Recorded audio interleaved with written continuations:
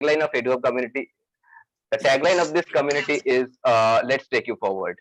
After joining this session, you can learn each and everything about CAC and all the roadmap things. Okay, this particular session is association with University of Engineering and Management UVM Jaipur, GeeksforGeeks Student Chapter Lovely Professional University, Google Developer Student Club BIT Deoghar, Cosmic Coder Community, Hack Hoodie, Hack Club RAIT, GDSC BIT Jaipur, Code Dazzler Community, Codit Community, Semicolon, CyberJank Community, and Innovation Institution Innovation Council, Algorithms Community, MANUU Coding Club, the National Institute of Engineering. So now I would like to hand over the stage to Neha Jha. Please, Neha, you can continue. Thank you, Sahitya, and very good evening to everyone. So let's start the session. So you can have data without information, but you can't have information without data.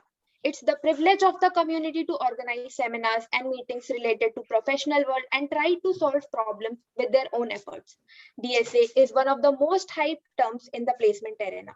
Holding relevance to data science, statistics, databases, it is an organized way to store information. In the current era, where data is like an ever-growing tree, we need ways to arrange it and keep it updated. Today, we have with us one of the most experienced and knowledgeable person, Mr. Abdul Bari, sir.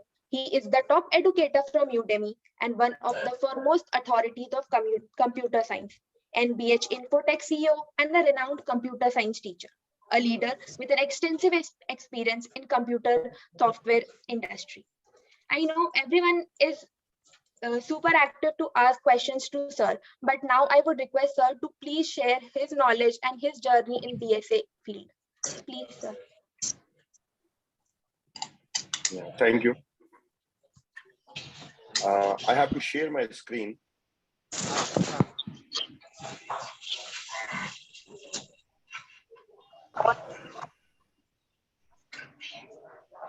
Can you see my screen? Yes, sir, it's visible. So for increasing my productivity, what I do is I just write don'ts that I don't have to do all these things.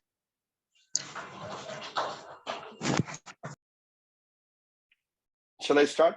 Is my screen visible? Yes, sir, you can start. Roadmap for CSE students.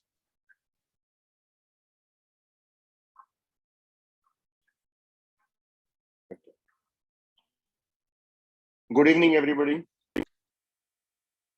Yeah, the topic is roadmap for CSE students. So what I know is, yeah, most of the students are from first year or second year students are there, right? Am I right? Yeah, most of the students are in your first year or second year, right? Not the passed out or final year students. Because I have framed my lecture, I have my contents are related to the freshers only, right? So somebody is using the screen, I think, parallel.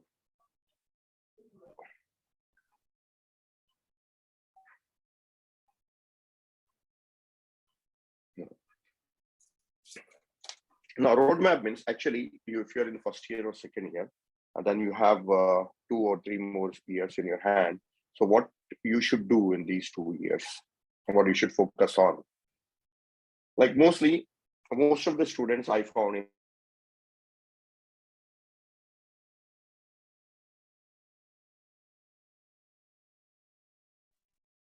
Sir, please unmute yourself, sir. Yeah. Fine.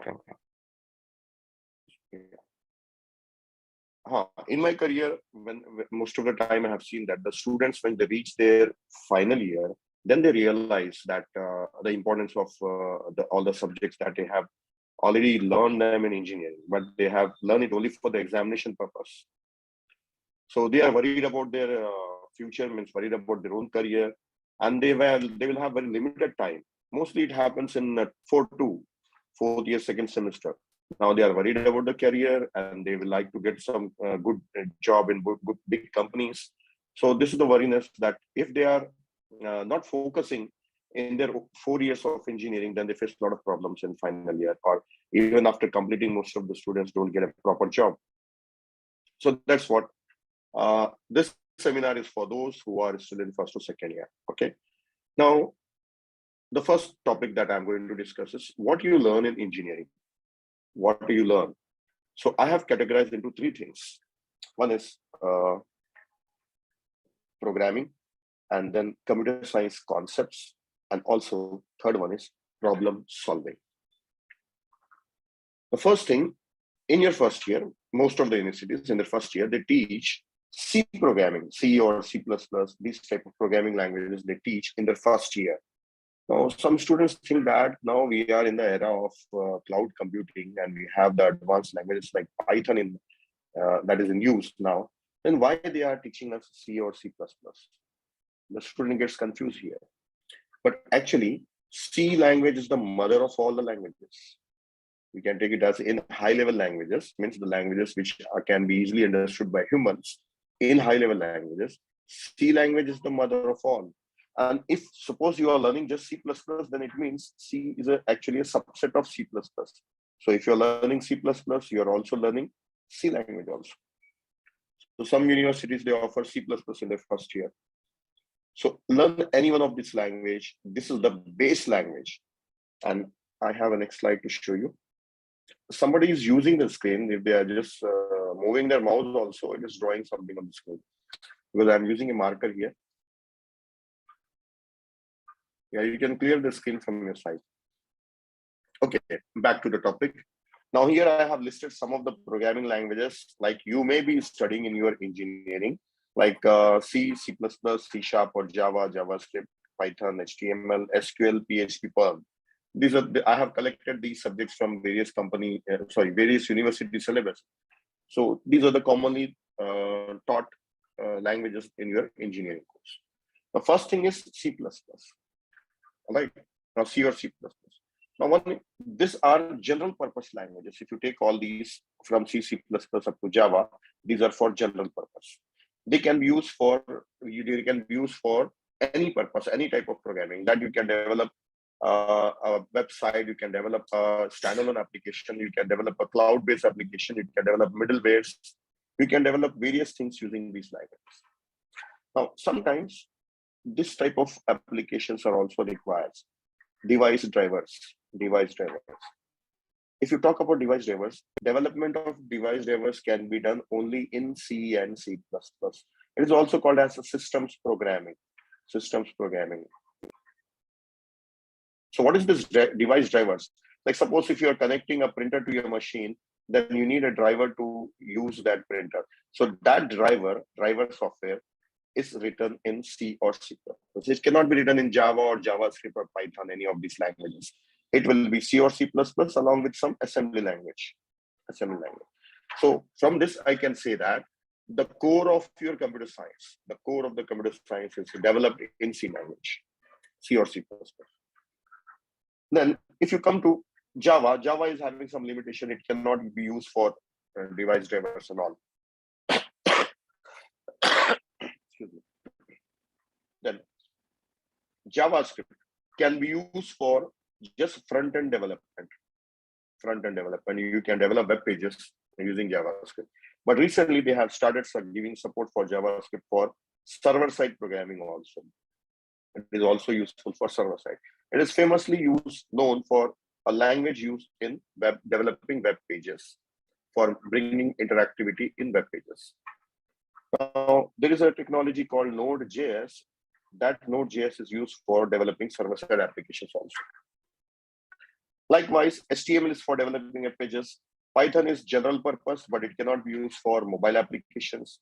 SQL is just for database, for accessing database or querying the data from the database. PHP, Perl, they are again useful for server-side programming. Now, I have given the overview of some of the languages and their usages. So now, the main important point that I have to communicate here is that, see, learning programming language is different thing. And in my first slide, problem solving is another thing. These two things.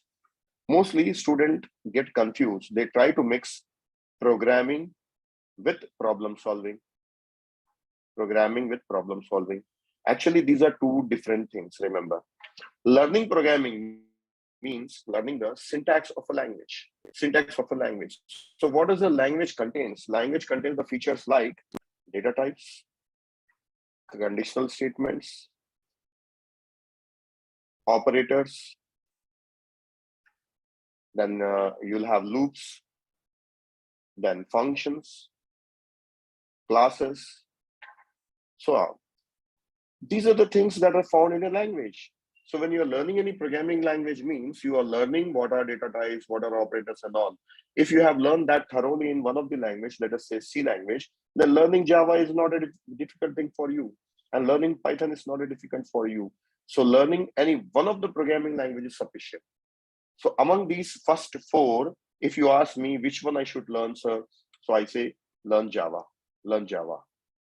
Completely, everything from Java, learn everything from Java, focus on that. All right. Now, one more important point. If you are learning Java in your second year, first semester or second semester, if it is there as a part of your course, then you should learn Java in that semester only. Not just the syllabus given from the university or not just mugging up the solutions given by your teacher, but you should learn Java and become expert in Java within that semester only.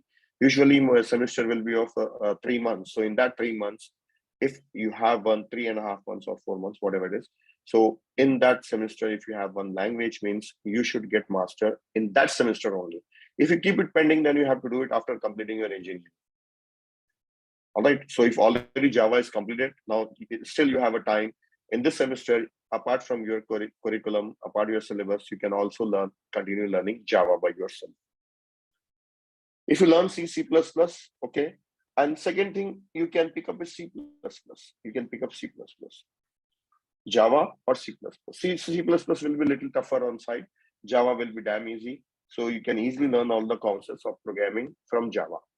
So syntax and the concepts are related to programming. This is what you have to learn. Next, I'll go to the third slide. I'll go to the third one. Now, next is like student thinks that if suppose I am teaching C++ to you, I have a course on C++, or I am conducting a classroom session, right? I am teaching C++. You think that I should teach you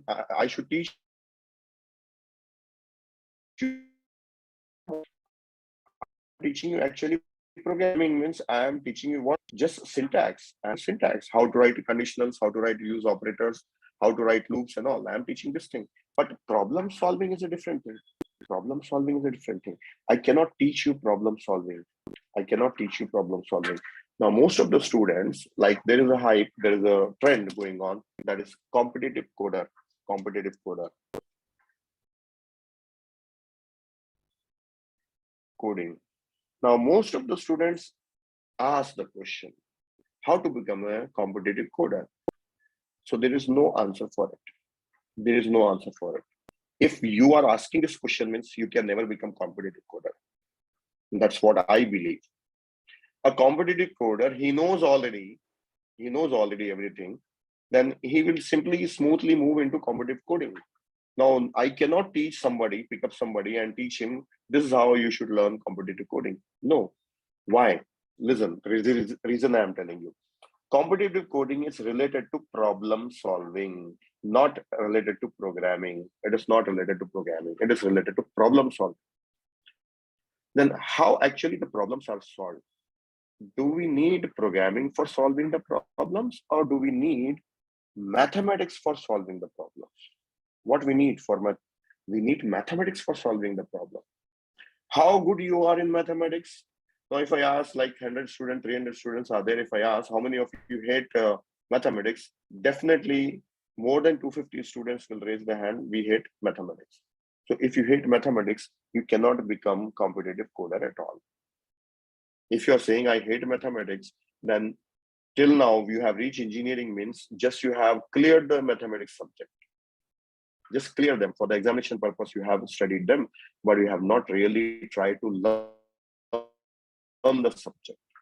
So the point here is that I have listed all the subjects here that will help you develop programming, solving, problem solving skills. And if you have taken mathematics seriously up to your 10th standard or even in engineering, then you are comfortable mathematics. Then I can teach you competitive coding to you. I can just guide you, because learning problem solving is a lifetime effort. It cannot be taught in 2 months or 3 months. It's a lifetime effort. Imagine in your most of the universities offer mathematics subjects like maths 1, maths 2, maths 3, maths 4. Like in South India, we have four subjects they have in mathematics, just in mathematics. So already up to 12th standard, you will be learning mathematics. Then what is the reason again teaching same mathematics? And most of the topics are just like revision, like probability statistics and calculus, differential equations. Like these topics are mostly revision, and discrete structures also. Some of them are repeating topic, revising. Why they are revising all the same thing once again? What is the benefit? So most of the students don't find its usage. They feel like it's a burden on them. But actually those are the subjects that actually teach you how to solve problems. Your brain, your mind will get trained in solving the problems. So when it comes to competitive coding, you start doing it by yourself. Nobody has to teach you. Just somebody can guide you, that like do this first, do this next, do this next. They can guide you. Like I am guiding you that first you make sure that you know any one of the programming language. This is the first thing. And once you know programming, when you can write the code, any type of code by yourself in some language, then when it comes to competitive coding, you pick up any problem and you can start solving it. Because solving a problem doesn't require a keyboard work, it requires a pen paper. It requires a pen paper. You have to use pen and paper for solving the problem, not the keyboard. Once the problem is solved and you got a clear idea and you got an approach for the solution for the problem, then you can start coding it. You can start coding it. That's it. So problem solving, for getting good grip in problem solving, please focus on these subjects, and how to study this subject, I will tell you. For every subject, you'll find videos available online in the internet, in YouTube. A lot of people have published their contents on various subjects. So you find the videos. So try to watch the videos first. And then you may find some simple notes or PDFs available in internet, like notes. So follow that notes. Then third step, you pick up a known book, a famous book for all these subjects. Whatever the subject is there in your semester at that time, okay? Pick up the famous book or prescribed book from the university, pick up that book and you go through that book. Page means you should be much familiar with that book. Spend more time on book. So try to study the subject from the book itself and make that book your friend, right? So even after 5 or 10 years also, if you just look at the book, you can recall everything that you studied. So studying from, I don't believe the new generation is learning from the videos only, but that is not a good source. That's not a good source. That is just for getting awareness. Just getting awareness. You have to do pen and paper, use pen and paper. Unless you do that, you cannot learn by yourself. All right. So when you study something from videos or from video courses, the next thing you should learn from the book also. All right. So this is about the problem solving. You can just look at the subject names. I have not I'm not reading them out. You can read it for yourself. Mathematics subject, probability, calculus, and lastly, compiler design and numerical analysis. These are the subjects that help you in learning problem solving. The next thing, computer science concepts. See, you have one problem. You have solved that problem using mathematics, and you have a solution. Right? Then this solution you will convert into a program. Convert into program. Now this program runs upon what? This program runs upon operating system. Operating system runs upon what? Your hardware. And your hardware may be connected to network also. Your hardware may be containing database also. All right. So now you can see this once again. You have a problem, you solve it using mathematics, you have a solution, then you have converted that solution into a program. Now, if you see from this side now, a hardware contains a disk or a database, files, and network connected. And then over the hardware, operating system runs like Windows or Linux, Windows operating system or Linux operating system. Then upon that, your program runs. So you should know where your program is running and how a program can utilize network services, how a program can utilize storage services. Network program should know, sorry, the program should know how to utilize the resources available on this system, So this is your computer system. This is your computer system, right? Related to this computer system, there are a lot of subjects again in your engineering, like computer organization and architecture. It's related to the hardware. Digital logic design, that is related to the hardware.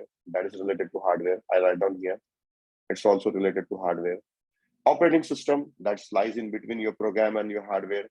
So you have the subjects like some university, they offer operating system. And again, in final year, they will have advanced operating system. Then, okay, one thing I missed in this hardware part, that is main memory, RAM. I will write it as RAM in short here. So that is also part of your hardware. How to utilize RAM for storing your data is data structures. Then there is network programming, software engineering, and computer forensics or computer graphics. These type of subjects are taught in your engineering. So every subject is important. Every subject is important. You cannot ignore, you cannot take any subject easily. Now, one important thing. Okay, on this subject, how to prepare this subject? Same way. Watch YouTube videos, okay? Get the notes, study from there, then pick up a book. Finally, you should learn something from the book. You pick up the famous book or the prescribed book from the university and study from them. All right, the same way. For all the three things, you should follow the same approach. Just get the idea first from the videos, lectures and all. Then next, you prepare from the book.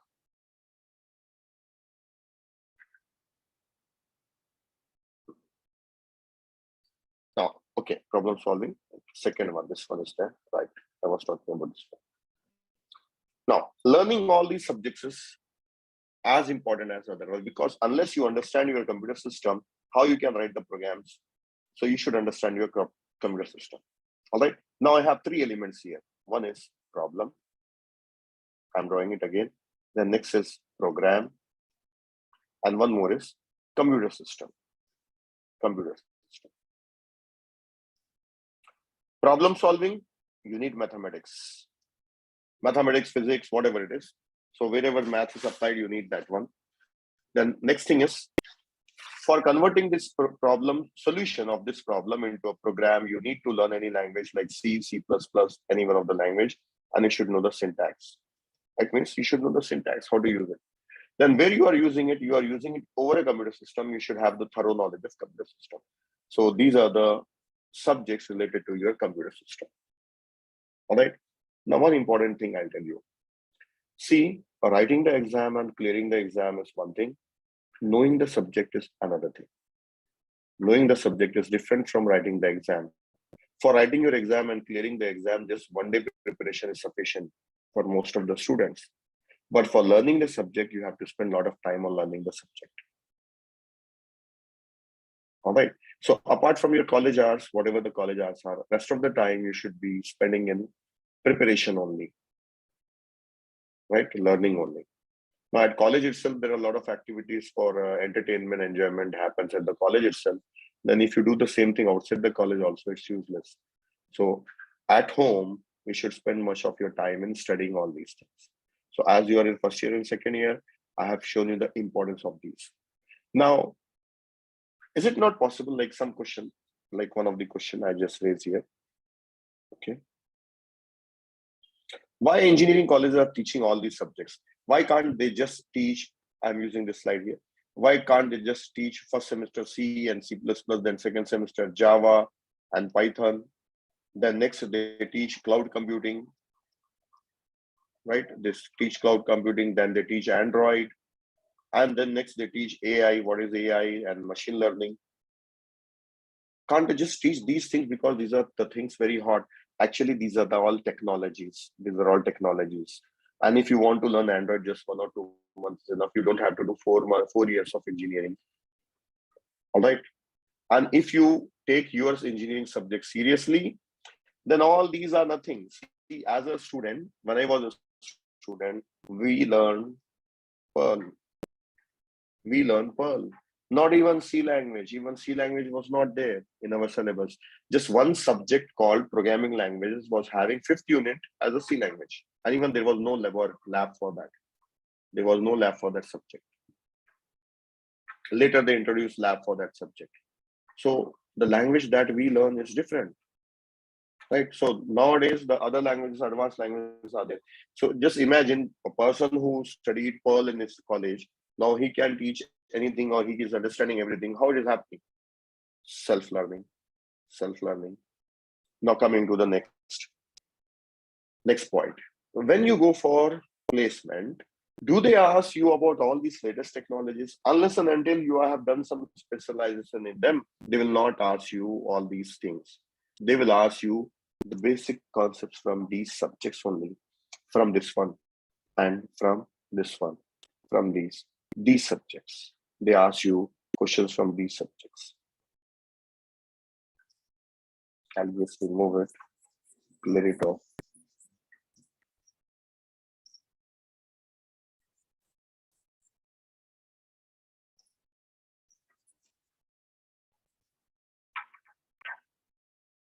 Now, why the companies ask the questions from these? Why they conduct interviews from these subjects only? Why they do?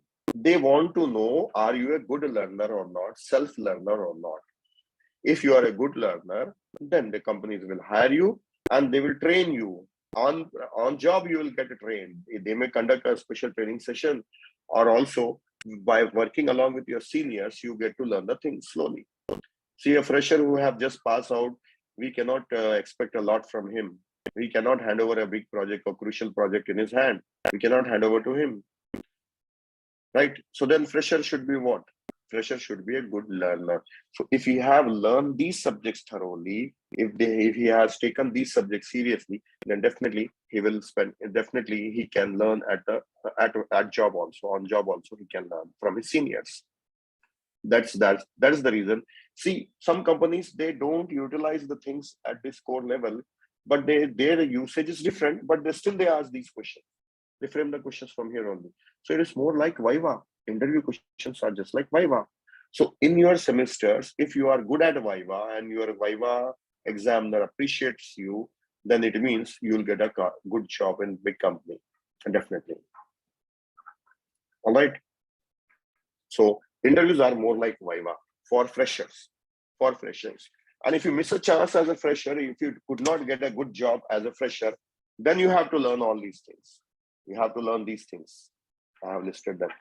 The latest technologies you have to learn. Why people learn these things? That after learning this, they show that I was working on this. They show some fake experience, or if they've joined somebody, like they get attracted to the people, like they will say, we will hire you, but you have to pay us. We will train you in 6 months and give you certificate also. We will give you experience certificate also, and then you can join any company. So that's how people are, means they are doing the business like this. So some people are caught, some students are caught into those hands also. So the reason is they could not get a job in just after final year. The reason they were not good at these subjects. They could not answer the questions from this subject and also the programming subject. Nobody asks related to mathematics. They don't ask questions related to mathematics, but they definitely ask the core subjects of computer science. They ask the language related questions, right? They want to see how much you have. Somebody has raised hand. Yeah, tell me.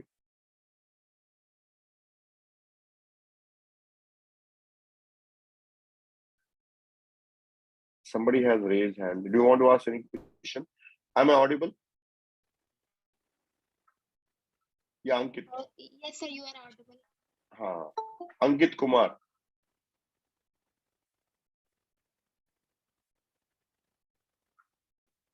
Vivek Verma, do you have any question?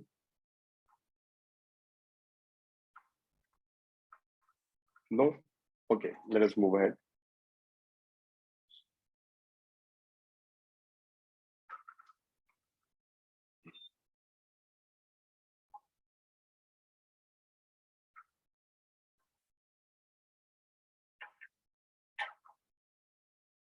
Acha, you have written the question. Do I have to check chat?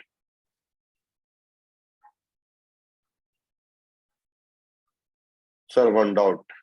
That okay, I will be attending all the maths classes, all DBMS lecture, all OS. But sir, what is the use of physics in our placement? Because you have mentioned physics. Very good question. Okay, wait. Don't flood with the questions. Let me answer this.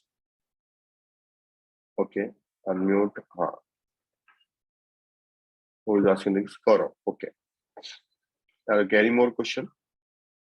Recording on. Okay. Oh, sorry.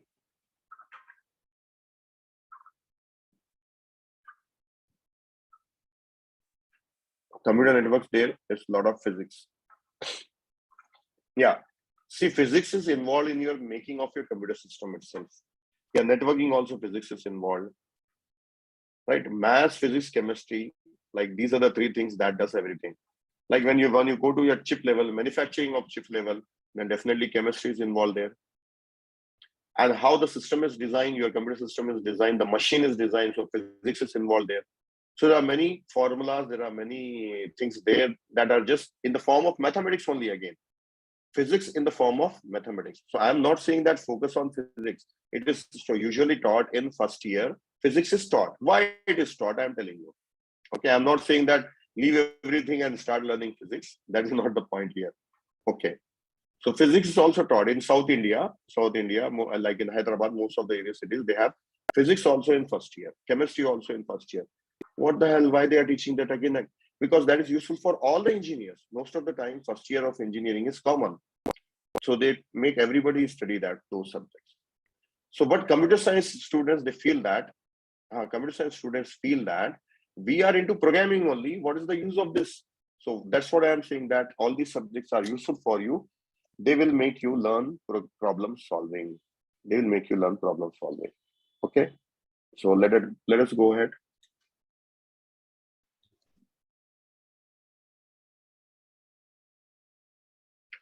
Can you clear the screen? Somebody has written on the screen. Let me check if I can clear it. No, it's not getting clear. Ashutosh, are you there? Ashutosh, if you can, control the thing. Yeah. I think it's visible to everybody.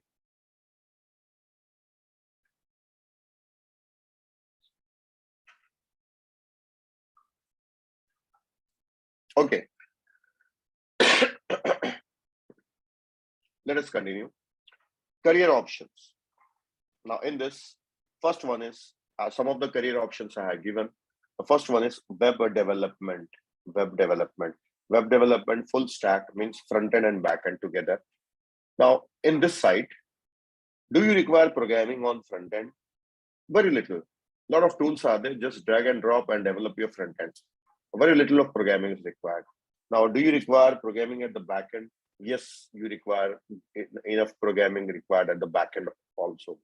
So at front end, programming is not much required, but back end programming is required. So here the programming is involved. All right. So if you're focusing on just on competitive coding, or you are trying to become a good programmer, then if you are becoming a web developer, then your job may be writing the programs at the back end.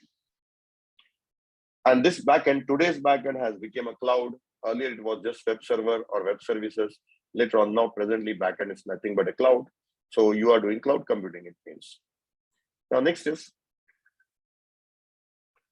database administrator. This role is related to managing database or administration of database.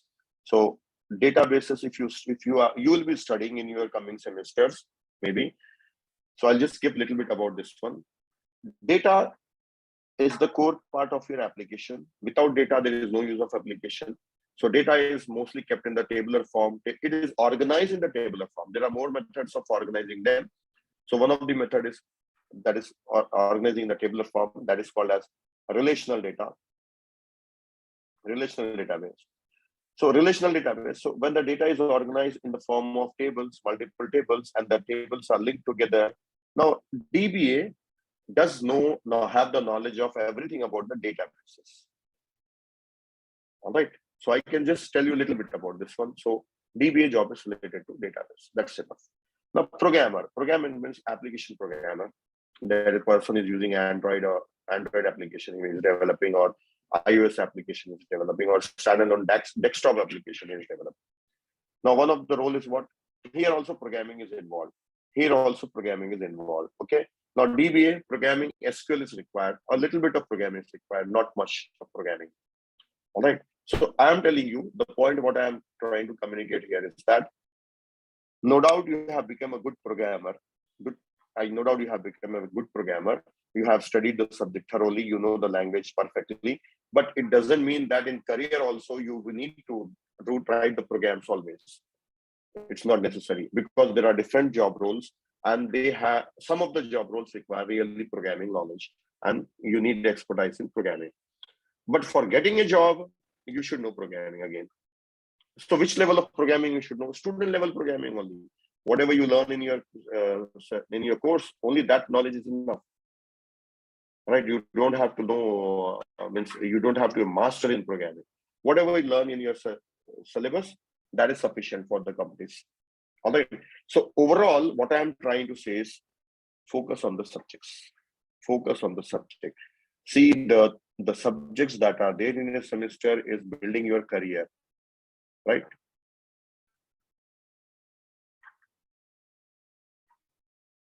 Yeah. Consistent.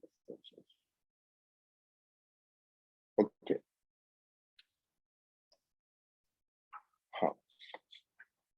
So those subjects are making your career. You don't have to study anything extra other than engineering subjects to get a job just in one attempt, a good job or a job in big company in the first attempt itself. Otherwise, you have to struggle with all the other technologies. You have to learn all the things. This one, what I have mentioned here, some of them I have mentioned anyway.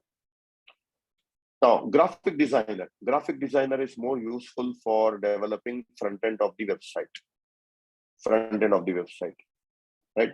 Now, data scientists or data analysts, nowadays the internet is full of data, vast data is there. So analyzing all that data for solving business problems or giving solutions or giving analytical results. Now here also a little bit of programming is required. Testing, you don't have to have a good knowledge of programming, but you should have a knowledge of testing. So definitely testing is not taught in your engineering, right? And graphic designing is not taught in your engineering. And in your engineering, they will not make you data scientist directly. Maybe some subjects are there, but directly they are not making you data scientist. But the subjects that you have studied will help the companies to make you work upon these technologies with a little bit of training. And you can learn them by yourself, right? So these are the different roles I have mentioned here. And again, game developer, this is a programming part again. Network or cloud architect, programming is not much required. Software tester, knowledge of programming is not much required, but overall knowledge is sufficient. Now imagine, if you are aware, most of the jobs are for testing job. Many people after completing their engineering, they join testing. They easily get the job there with a package of 1.2 or 1.5 LPA. They get the jobs there. That is the easy and the quickest job. Reason, you don't require much skills there. That is the reason. And while working, then you realize that really this is nothing but a routine job. Even without doing engineering, you can do it. So the job should be such that your engineering, all those things that you have learned should be useful.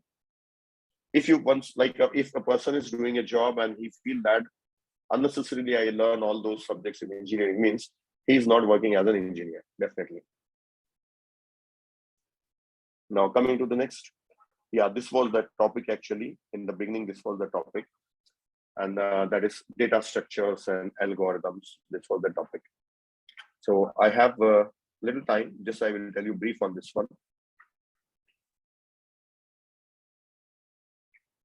Somebody is writing on the screen. Can you please clear off?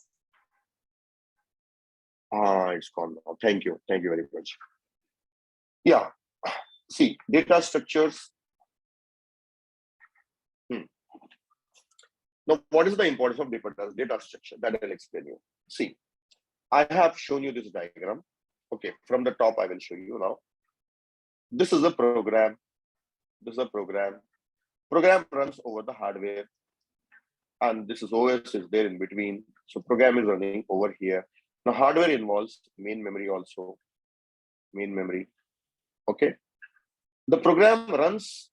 The program runs when it is loaded inside the main memory. When it is kept inside the memory, then only program runs. So program runs over the hardware. All right, over the hardware. Now a running program in the main memory, when the program is running, it uses data, because program is nothing but step-by-step procedures that is performed over the data to get the results. Step-by-step procedure for that are performed over the data to get the results. I am giving this definition now, right? So program is a step-by-step procedure. If you ask what is algorithm, that is also a step-by-step procedure for writing a program, for solving a problem. So program is also a step-by-step procedure. There is no use of procedure if you don't have data. If you don't have data, so program definitely requires data. Program contains two things. Now program is equals to, I say like this, program is equals to instructions plus data.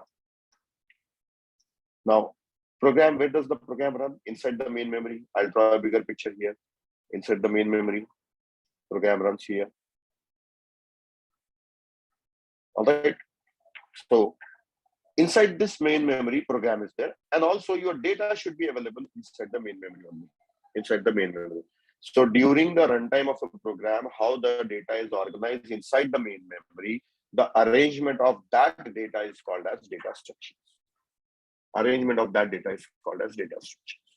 So the data that is used by program is called as data structure.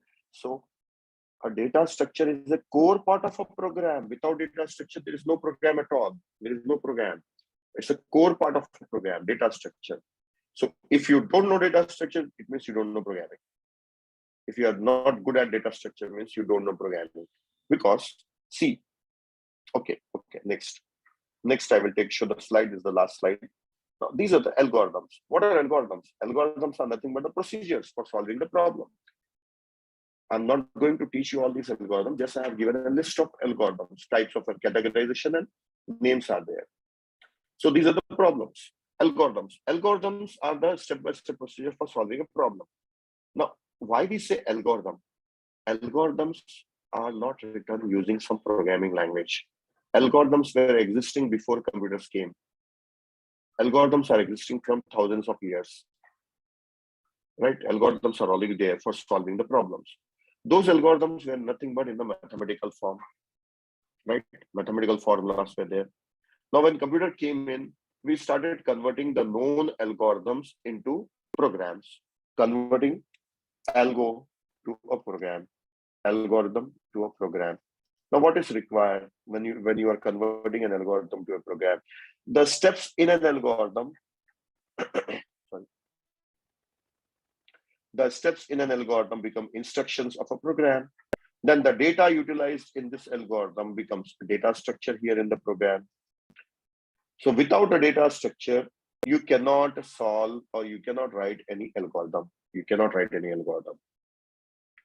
All right. So data is very important. Now I'll give you some idea. Here, you can see that one of the problem I'll pick up. Prim's algorithm. Prim's algorithm. This requires a graph. How do you represent a graph in your computer system? There's a connected graph, and the vertices are there. 1, 2, 3, 4, 5. These are the vertices, and they are connected like this. How do you represent this? This is on paper, but how the program can see? If it is on paper, then you can use an algorithm for solving it. Who will follow this algorithm? Human. But program, your computer. See, I'll make it simple a little bit. Let us understand this. We humans can solve the problems using pen and paper. We humans can solve the problem using pen and paper, right? Then we define algorithms which are used for solving the problem. So definitely those steps are done on pen and paper. Same thing, we want our computers to do that. So we should give this data to the computer system or to our program. If you want our computers to do the same thing what humans are doing, then you should convert this algorithm into a program. And the program needs this data, definitely. So without data, there is no use of program. How you organize the data? You use data structures. Here are the data structures. Like I have shown you one graph. So graph is there here. All right. Now just you see the names of the data structures. These are the data structures that is taught into 1 or 2 in most of the universities. And if you have not learned data structure, still you have a time, still you have in the time, you have vacations also. In that, you can revise all the subjects that you have missed them. Every subject is important. And the bottom line is that, I end here, the bottom line is that every subject in engineering is important. So take it seriously, you don't have to worry about the job. And even if you don't get a job, you can create jobs. You can create jobs. If you know the things, then you can create the jobs. Otherwise, see, one more point I'll tell you. Those who know how to work for themselves, they can create jobs. If you don't know how to work by, if I don't know how to work by myself, then I need somebody's shelter. I will look for the job. That's one. So we stop here. If you have any questions, you can ask. Hope you have enjoyed the session. Thank you, sir. From the audience, if anybody is having questions, please, you can put it on the chat. If any question more from your side. Okay. Chat, I will open up. Okay. They are flooding in. I cannot catch them. You can read. Neha, you can read if you can. Yeah. One by one. Yeah. So there is a question that how to be consistent with DSA. Like we have to cover a lot many topics, and the consistency is the key. How to achieve that? No, actually, some subjects are there that needs practice multiple times. Multiple times. Like as a student, I'll tell you what I used to do. Whenever I was free, I used to write a program for linked list. I used to write a program for tree station of a tree. Not just one time. First time I have studied it. But whenever I feel like writing a program, I used to write on the same program once again. So as a student, you have a lot of time. So for being consistent, you have to practice the things that you have already done. So that not just here, not your brain should remember it, your fingers should remember the program. Right. So if you're even if you're in sleep, you should be able to write on the code. So for that, practice is more important. So not solving a new challenge every time is not important.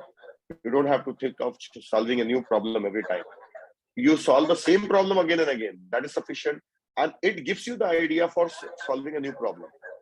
Because what happens is, when you pick up one problem, you understand it a little bit, not everything. You believe that I have understood thoroughly, but no, you will be knowing a little bit of it. If you learn it once again, you will get the more details of that. If you learn it once again you get the more details of that.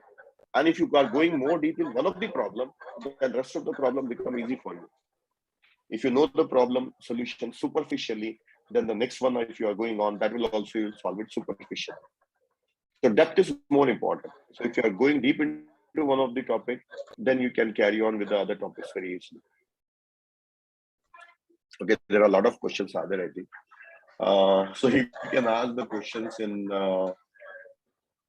there are different type of questions.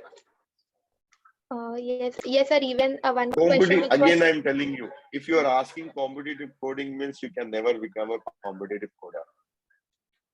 You start programming, you yourself feel that I am competitive coder. Nobody has to give you a label as a competitive coder because it involves programming, problem solving skills.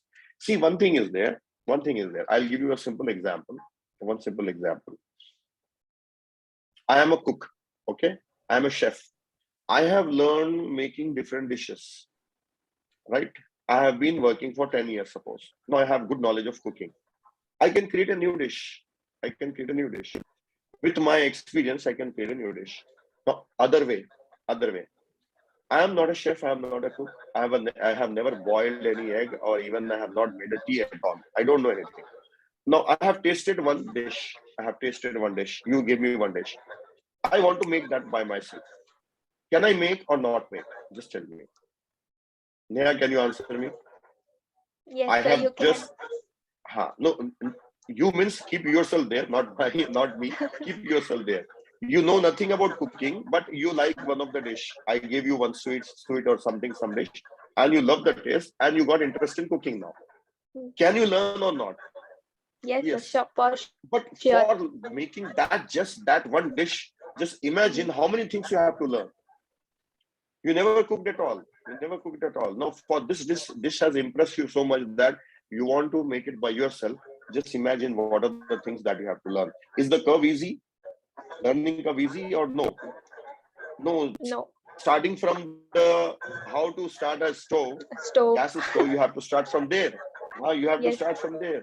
So same way, person coming in final year and saying that I want to become competitive coder, how to do that? So it is just like he like one dish and he want to learn how to make that dish. And he know he's zero in cooking. He's not a chef at all. So that's what is competitive coding. That's what it. I'm not discouraging or I'm not even encouraging about it, but I'm showing you the reality that competitive coding means you yourself feel that I'm chef. So same way you feel that I am a competitive coder. And if you try to go behind that one, then you have to relearn a lot of things. Anyway, if you are joining any competitive coding, relearning also helpful, but it's not an easy thing. Don't lose, don't get disheartened. Keep on struggling, and you can become a competitive coder. There are many websites who are trying to teach competitive coding. There are many people. Like I have one of my course data structures in Udemy. I never claim that it is for competitive coding. I claim that it's a general purpose. Whoever want to use, they can use it, and it's being used by industry people also.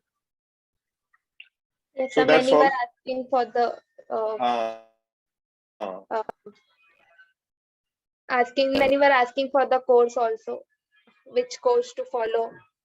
So you can which course definitely of check order? out Sir's Udemy's course. That is You for can check. everyone. Actually, you have to follow not just one course. You have to follow multiple courses. Some topics may be good in one course. Some topics may be good in some other course. Some courses having some extra topics. So you have to follow multiple courses. Okay, sir. Okay. Thank you. Okay, thank you everyone for joining. Thank you, sir, and sorry for the inconvenience caused at the No, starting. actually, at the starting, the problem was from my side. Suddenly, in my office, this internet stopped working. There's a problem with internet, so I am using my friend's office now. I have carried my laptop, writing pad, mic, everything, and I came here. Now here I'm working from here, delivering from here. That suddenly it has gone out. No problem, sir. No problem. Thank you That for was the joining. reason it was. And that was a really a wonderful session, a detailed explanation of all the topics that array linked list is still viewing and just going on everyone's head, like what to do, where to start. Okay, bye bye, sir. Thank you, sir, and thank you, audience, for sticking with us. And you will surely be getting the recording. Thank you, sir. That was wonderful having you. Thank you.